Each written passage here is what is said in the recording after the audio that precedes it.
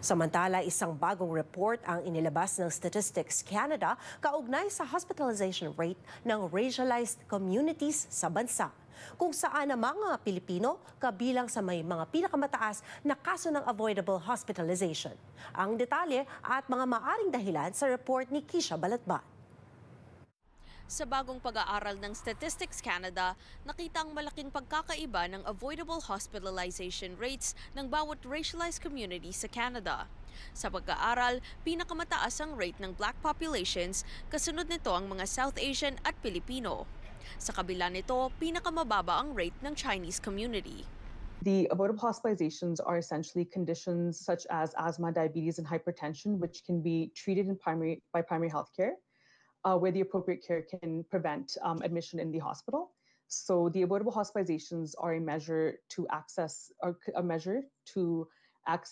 appropriate primary health care. Ayon sa data analyst sa likod ng report, ang mga bagay tulad ng healthcare access, socioeconomic status at cultural factors ang ilan lamang sa mga posibleng dahilan nito.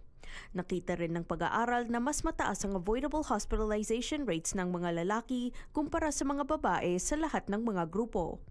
Ani Sharma, indikasyon ito na kailangan ng dagdag na pananaliksik at pagbabago sa mga polisiya para matugunan ang gap. I think in the future we will warrant more research to see what the causes are, but we were certainly this is a great study to sort of step into that area and look at the racialized population groups. Ayon sa Pangulo ng Integrated Filipino-Canadian Nurses Association, nakakaalarma ang statistic na ito, lalo't ang mga insidente maaari raw maiwasan.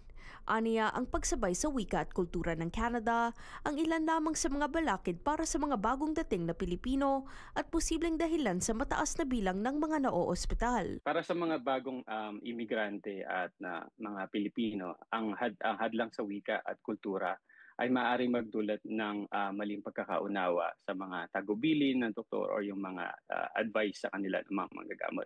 Nagresulta sa hindi nila pagsunod sa mga plano ng paggagamot at kalaunan ay nagiging malala yung kanilang kondisyon. Isang bagay din daw na nakakadagdag sa health challenges ang stress. Kaya ayon kay Gravoso, mahalagang pagtuunan ng pansin ang koneksyon sa pamilya at kaalaman sa kalusugan upang mapabuti ang kalusugan at maiwasan ang ospital. Maiiwasan naman natin talaga kung involve natin ang sarili natin sa physical activities while working, and then yung diet, and then regular check-up talaga. At huwag nating i-ignore yung mga nararamdaman natin o mga simptomas na nararamdaman natin. Kasi ang mga Pilipino, kilala talaga sa isa sa mga hardworking na tao dito sa Canada. And then minsan ini-ignore na lang natin yung mga nararamdaman natin kasi kailangan natin magtrabaho. Kisha Balatbat, Omni News, Toronto.